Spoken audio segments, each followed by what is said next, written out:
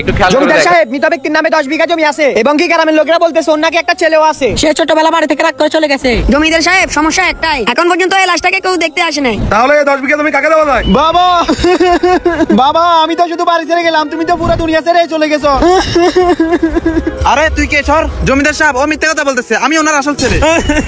জমিদার সাহেব, এরা দুজন বহুরূপী, আমি ওনার আসল ছেলে। মাসুম, হাজির জমিদার সাহেব। খবর লাগাও এই তিনজনের ভিতরে মৃত ব্যক্তির আসল ছেলে কে? জমিদার সাহেব, আমার কাছে একটা বুদ্ধি আছে।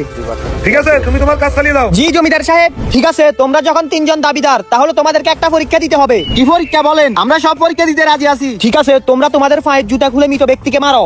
যে সবচেয়ে জোরে মারতে পারবে সেই মৃত ব্যক্তির আসল ছেলে। দেখেন জমিদার সাহেব, আমি অনেক জোরে মারছি, আমি ওনার আসল ছেলে।